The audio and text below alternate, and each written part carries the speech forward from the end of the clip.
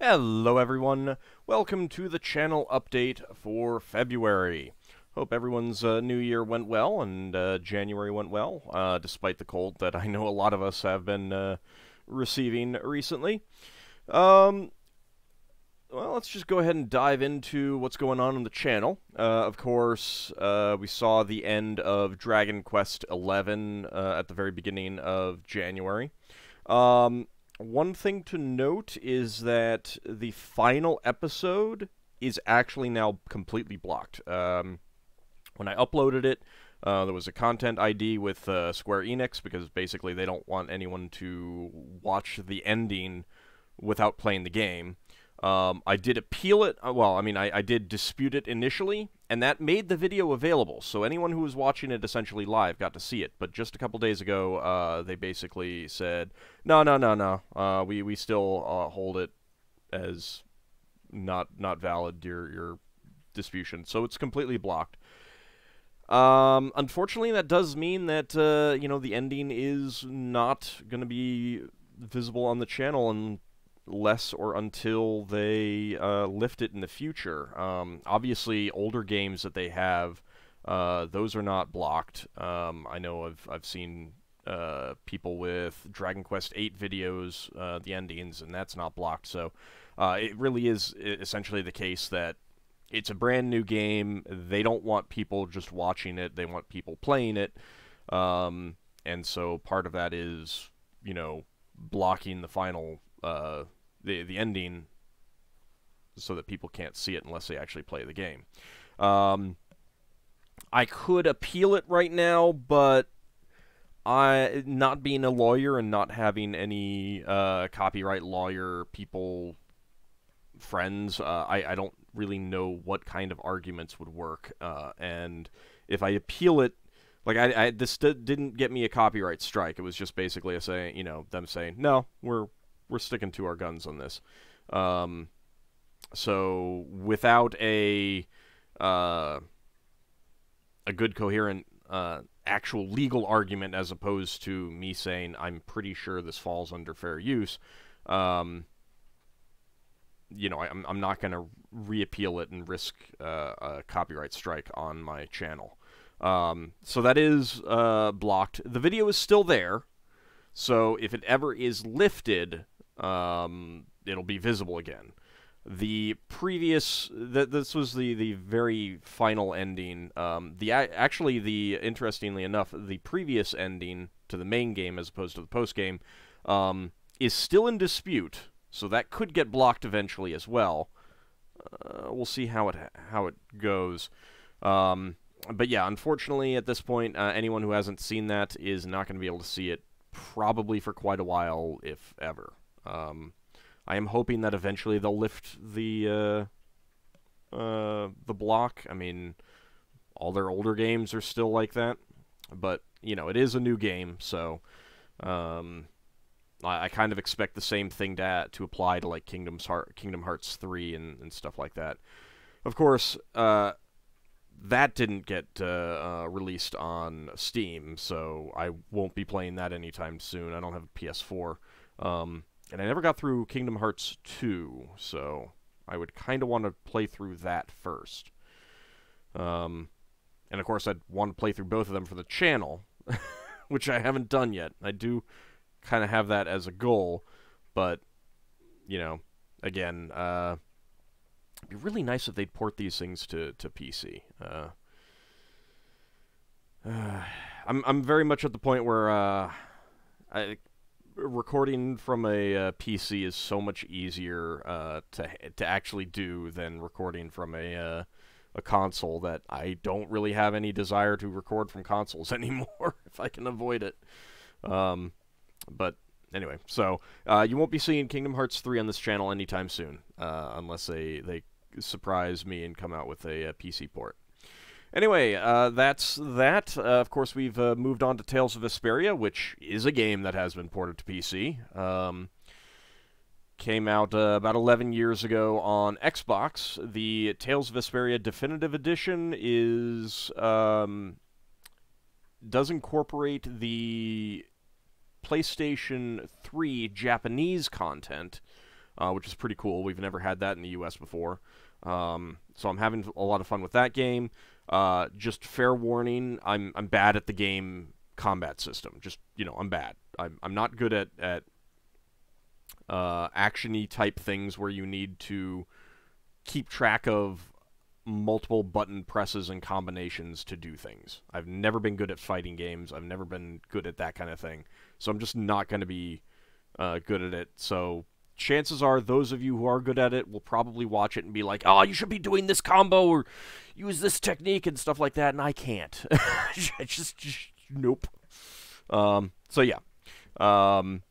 That's kind of just going to be the way it is. But I'll stumble through, so I haven't had too many problems so far, other than a couple battles that are effectively known, you know, really well known as roadblock type battles. So, but besides that, of course, our Holy Fury campaign and Crusader Kings 2 and Megacorp are both going along swimmingly.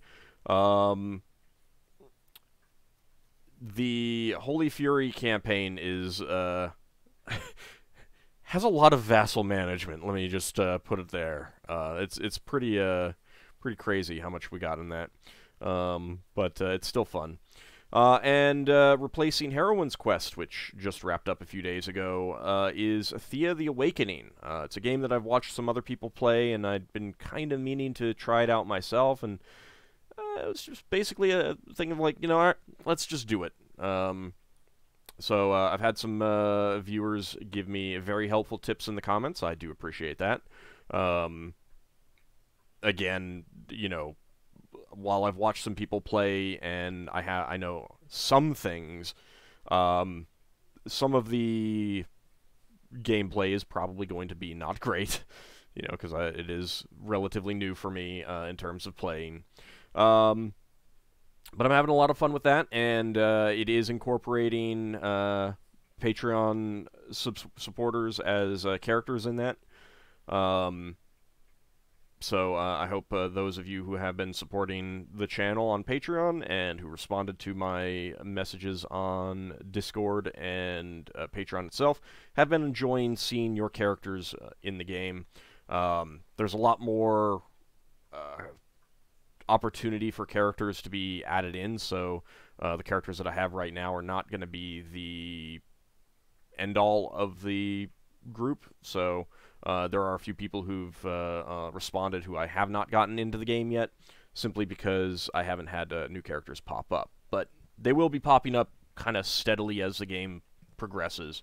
So for those of you supporting on Patreon, please do look forward to that. It's been a lot of fun so far, and I'm actually probably going to be recording a little bit more after I get this update finished and uploaded and everything like that, and do some laundry. It's laundry day for me. Other than that, we've got our Crusader Kings 2 stream finishing up. All of that has been completed. I did finish up the runs on Twitch. We've moved on to Guild of Dungeoneering for those who want to check that out. Not sure when the videos for that will be going up, but probably within a week or two. I'll start getting those up. I need to do some editing, get them sliced up into reasonable chunks. And then we also have, of course, the Spelljammer adventure that gets recorded on Saturdays. Please do stop by for that. It's been lots of fun. Everyone's enjoying the freezing times that they had on the dark side of the planet Radol, which is tidally locked, and now they get to go to the sun side. So going from a freezing land to a blistering desert. Ah, so much fun. Environmental hazards. Anyway, that's the current stuff going up on the channel at the moment. Next week should see another new series start. The videos will be kind of staggered as opposed to one a day for recording purposes. But I hope you guys will keep an eye out for that and enjoy and look forward to that.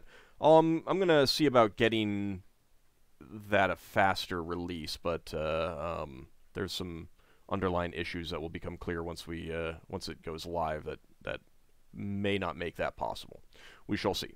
But yeah, other than that, that's basically the channel. I hope everyone has been enjoying the series. I certainly have, and still got a lot more to do this year.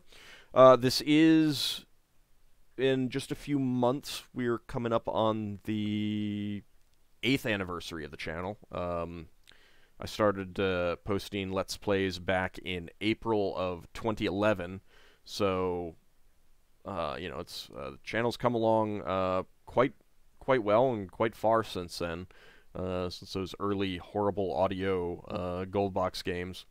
I've been kind of like debating doing some replays of some of them.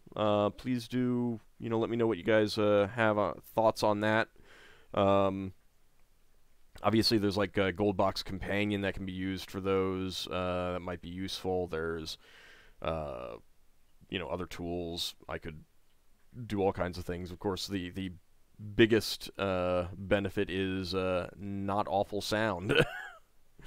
Had quite the awful microphone back then, and just learning how to do the Let's Plays and everything like that. But some people who subscribed back then are still around, and I definitely do appreciate them sticking around for what I've been doing lately, and still commenting and things like that.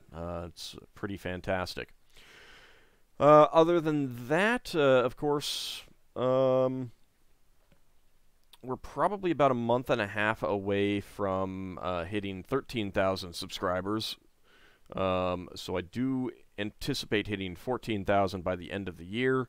But I would like to get a bit more growth out of the channel. Need to kind of think about how to do that without changing up what the channel does too much. There's obviously like chasing the newest and latest games and just doing previews, do like 4 episodes of new games. That does actually drive a lot of views to your channel, because you're always doing the new thing, you're always changing things up, there's always new content. Any long series gets drop off, so, but I don't want to do that. It's not really what I'm doing Let's Plays for. I'm obviously trying to make money out of it too, but I want to play games. I want to play the games entirely rather than just play a little bit, because if I was doing that for the channel, I would never be finishing the games, because I'd have to then move on to record something else. And with the exception of like Stellaris and Crusader Kings 2, which I just kind of like putter around in outside of recording, I don't play many games other than what you see on the channel. So to a certain extent, what you see on the channel is what I'm also playing. I don't have a whole lot of time to play other things, that's not being recorded, and I don't have a whole lot of desire to do so, because if I sit down and start playing through a full game, like if I wasn't recording Tales of Vesperia and I was just going to sit down and play it, I would constantly be like telling myself, why am I not recording this? Why am I not doing this for the channel? This could be content for the channel. So there's that kind of situation that you get into with this Let's Playing thing. So that's one reason why I don't play a whole lot that doesn't end up on the channel, other than testing purposes and things like that. So just kind of giving you guys a little bit of the background psychology of what's going on with me about this. As always, if new games do come out or are coming out, you see, and it's like, that looks like a game that Auld would not only like, but would be pretty fun for the channel. Feel free to hit me up on Discord and let me know. Obviously, no guarantee that I would actually play it, but it helps to know what other people are interested in and eager to see come out. especially before they come out, so that I can get it within a couple days. Because to be perfectly honest, if you're like jumping into a new game a week after it's out, you've already kind of missed the boat. People, other people who have already put up videos, they're getting all the search traffic and stuff like that. So you're really at that point only getting people on your channel who are interested in it, which is not, bad in and of itself. I mean, I'm, playing Thea the Awakening, which is a few years old now and stuff like that. So, but there's always kind of that nice synergy of something that's popular with the viewers who are already subscribed and something that brings in new viewers. And it's definitely one of the reasons why I keep coming back to Stellaris and Crusader Kings 2, because those are both, big view drivers for existing subscribers and draw a lot of new people in. So it does kind of pay to do a lot of that content. Other than that, of course, like I said earlier, the stream, Monday streaming on Twitch, you can get to that up here in the link, up in the upper right-hand corner on my channel page. Mondays, we're doing Guild of Dungeoneering, which is a lot of fun. And Saturdays, we're still doing our Spelljammer campaign, which will be going until the entire party dies, or I just decide that I've gotten burned out and I need to quit. So there's no anticipated end for that anytime soon. But it is definitely a lot of fun. There's a lot of past stuff, but to a certain extent, you don't need to... Like, if you haven't gone to catch them on Saturday, because it's like, oh, there's already so much. I mean, to a certain extent, you don't need to. That's... I mean, it's pretty easy to just dive in and pick things up, and or if you want, you can just watch like the previous session and post comments, and I'll answer any questions. Like, who is this character that so and so is playing? What's the deal with him? Give some background information, that sort of thing. But yeah, so that's the streams. Other than that, there's not a whole lot going on with the channel. Over on my blog, which there is a link up here, I've got a new deity posted today, Balador. He is the deity for werebears. So I've started working on the lycanthrope deities, and he's basically the only good one of the whole bunch. So it was a pretty interesting thing to work on. Hope you guys check it out and take a look and enjoy that.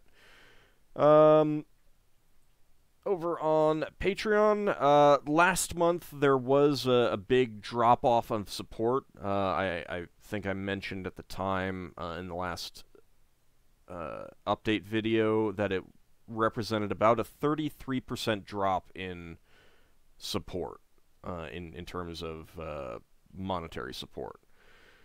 That's pretty substantial. We've come back a bit from that, but we're still well below the peak. Actually, about $100 below my previous peak, which is... I mean, I'll be honest. At this point, it's really not sustainable. If it doesn't get back to that point within a few months, then I'm not going to be able to continue doing the channel as I've been doing, and I'm going to need to look for other sources of revenue, sort of thing. Which is not to say that I'm going to change the channel like I was talking about earlier. It would just represent a reduction in how much time I can put into the channel, because I'd need to put time into other things. So that's kind of just a fair warning type thing. If you're not paying a whole lot of attention to things like Patreon, and you suddenly see a significant drop off in videos, or you see the 2 episodes per day in the morning go down to 1 episode a day alternating, that would represent that sort of thing. And it kind of is something that I will definitely have to consider if Patreon support doesn't pick back up. I do appreciate the new supporters that I have gotten, and kind of, I think making my plea last month did make a big difference, and I really do appreciate all of that support. And obviously, you know, I'm not trying to guilt trip those people who have, you know, financial reasons for reducing or ending their support. You know, I get it. You know, financial reasons are pretty important, and you know, it's perfectly understandable.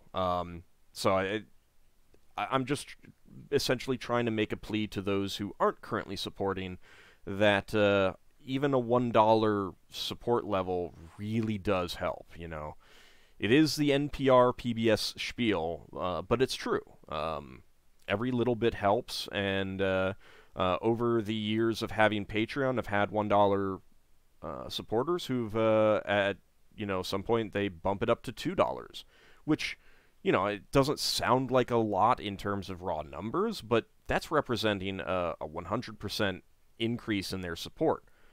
That's actually substantial. You know, if a lot of people were doing that, that would really, really drive up the revenue that the channel brings in, and it's substantial. It really is. The other thing is that January is always a bad month for the ad payments. If you look at the kind of ad growth throughout a year, it starts out really low in January, works up until December, and then plummets in January again.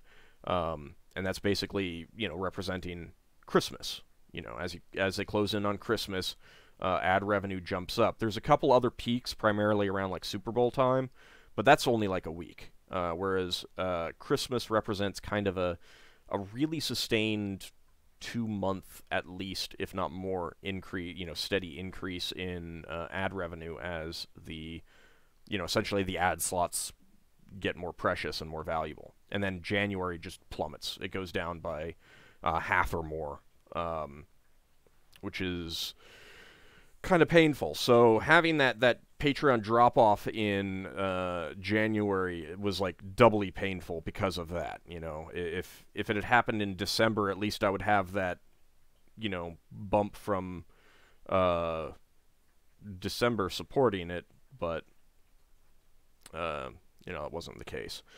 So that's kind of my plea again, to those of you who are enjoying the content but not supporting on Patreon. Please do strongly consider supporting at the $1 level. You'll, you know, have an opportunity to get a name into things like Thea. You'll have an opportunity to certainly feel better about yourself if you're using an ad blocker. You can say, hey, I mean, I'm supporting him on Patreon, and that is the $1 level on Patreon is going to more than make up for any ad blocking you do, no matter how much content you watch on the channel, unless you're literally watching everything, like, you know, videos on my channel every waking hour, I suppose. But even that I'm not so sure about. Yeah, so please do consider it. You know, $1 a month only comes out to $12 a year. That's a huge amount for me, and it's not a huge amount for you. So please do consider it. If you can support me at that level, I would really appreciate it. I have added in a couple new goals, and I'm thinking about changing up some of the tiers simply because some of them are a little bit redundant. Some of them have not really had any significant movement from supporters. And it's not to say that people can't then support me at that level. Like if I got rid of the $10 tier or something like that, people could still support me at $10. I mean, I've had people supporting me at like $3 and $2 and $7 and stuff like that, which, you know, there's never been tiers at. So it really is more of a case for just, you know, having some stuff, and it's a little bit of, there's a bit of a redundancy in there that I don't think is necessary anymore. So I am going to be taking a look at that and deciding whether it whether it really makes sense for some of those tiers to exist. There'll probably always be a $1 and a $5 tier, and there is going to be a higher tier where, for the reward of playing a game, at least for X number of hours. But that's kind of going to be it, I think. I've also had some people, ask me in various places about, like they want to support me on Patreon, but they kind of want something out of it, and they're more interested in the AD&D campaign. So I am working on getting those older sessions turned into MP3s for, essentially podcasts, and I'll start getting those uploaded as well, and that will be a reward as well. I'm thinking about just the $1 level simply because I don't think there's that many people who are actually interested in that, but there may be more than I expect. I don't know. But I have put in some new goals. We do still have the $400 goal to get back to that and return to monthly multiplayers. And the thing is like, it did kind of hurt to stop doing this because those have gotten a lot of views. Some of them, especially the Stellaris ones, have gotten a lot of search traffic. So to a certain extent, suspending that did kind of hurt the bottom line a little bit, but I really felt that I needed to do that because we'd fallen below the goal, and I didn't want it to be a case of, someone could come in, bump up their support to like $400 for 1 month, and then drop it down to $1, and it's like, well, you hit the goal, you got to do that now, and I don't want that. So if it drops down, I would more than be happy. I'd be more than happy to take that one-time $400 or whatever. But it's still the goals kind of need to be sustained. So unless I goes down to like $398, which happened 1 month, like I think the month right after I hit $400. But then it went back up. So unless it's a situation like that where I'm like, I think it'll go back up above this in a month.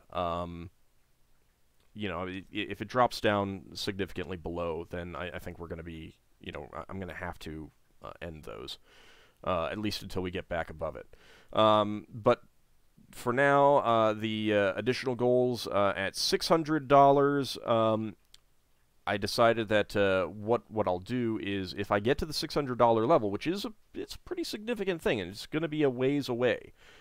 We are quite far away, but this is going to be a situation where I will have a new daily video that is purely a Patreon request series. So basically, when we hit this goal, and I will put out a poll and say, or first start solicitation, then do a poll based on that.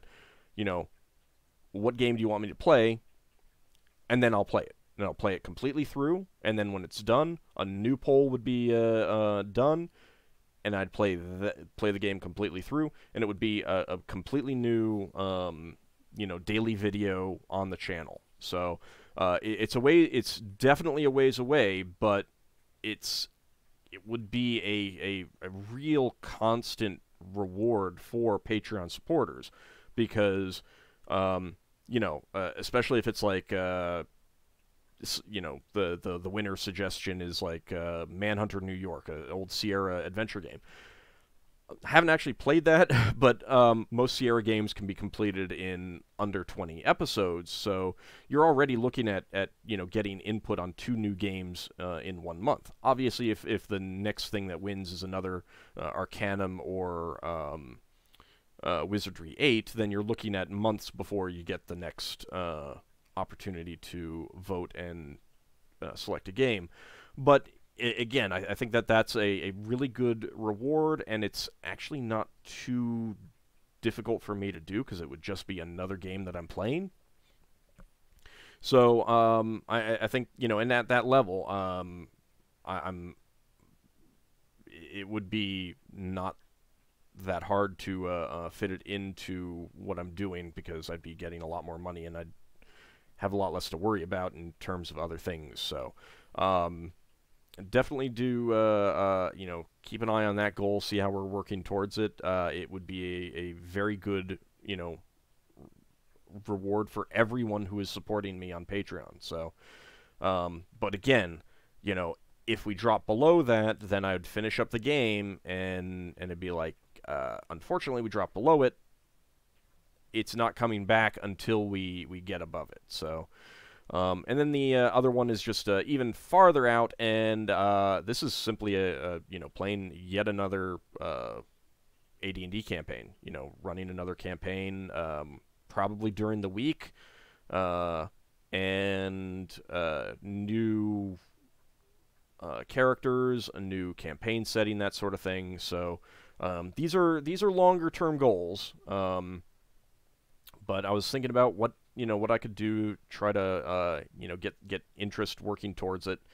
Not really sure how much this would be of interest, because to be perfectly honest, I've been a bit disappointed by the views both on Twitch and on YouTube for the Spelljammer campaign. But part of that could just be because it's Spelljammer. There are a lot of people out there who don't like Spelljammer. So it could also be the second edition. Maybe just people aren't interested in that. Not that that matters with that goal. It's still going to be playing second edition. If I'm running anything, it's going to be second edition, because I know that. If I played in other people's games, I'd be, more open to other game systems. But if I'm running it, I'm running something that I know and enjoy. Anyway, last little thing, primarily because I haven't mentioned it that much, and I don't think a lot of people have quite realized it. Over on my Twitch channel, on the videos, there's the recent broadcasts, but these eventually get deleted automatically. However, I highlight the entire content of the stream. So if you want to go back to an older stream that's like 4 months ago, you want to go to the highlights. That's where the full streams are stored. There was one thing that I missed a while back, and there is a gap in one of the things that got posted. But in general, everything that gets streamed gets a full highlight, cutting out like the intro period before I actually start doing anything and stuff like that. But yeah, it's a little bit better to check the highlights, unless I just haven't had the time to turn the highlight into the stream into a highlight. So as you can see, 114 views on the first Guild of Dungeoneering video after I streamed, none on the highlight. So, but I just kind of want to make that point, because I've had some people asking about that, saying that they missed something and it was already gone or something like that. And I think some people have assumed that highlights would just be that, like a 20-minute clip or something like that. I use this as the storage. I highlight the entire stream. So do check that out if you want to watch anything other than essentially the most recent thing. So, like, I haven't had a chance to do the Monday stream, but I did the previous Monday stream, I did the previous Saturday stream, and stuff like that. So I do try to get that done, usually no more than 2 weeks after, because that's cutting it a little bit close on when the thing's going to get deleted. Although they last a lot longer than they used to for me. I think that's partly because I'm a partner now. Partner? No, not partner. Affiliate. Whatever the terminology is. It's the lower tier one. I'm not a partner yet.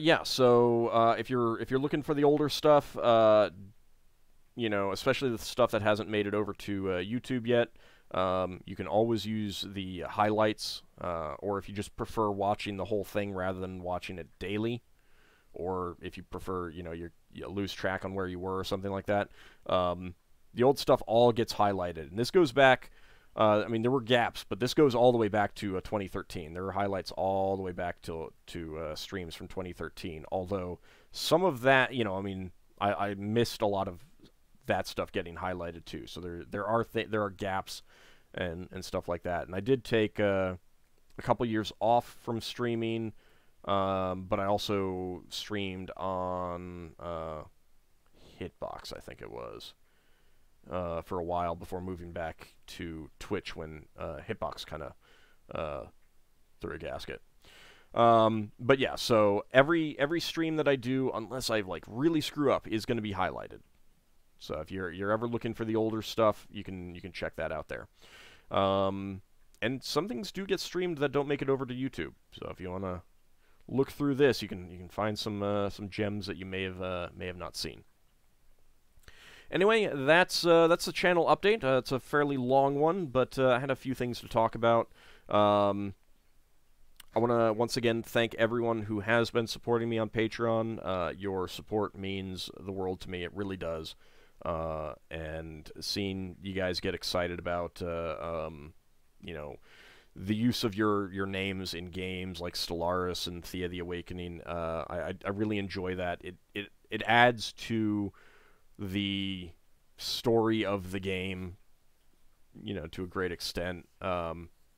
I think Thea the Awakening is going to have it's going to do a lot because the individual characters are so important in that game. Whereas, like, in Stellaris, it means a lot more in the early game than the late game because you're not really looking at the leaders very often in Stellaris. So, anyway, thank you guys for watching the channel, watching the videos, and supporting me, leaving comments and likes and favorites and things like that.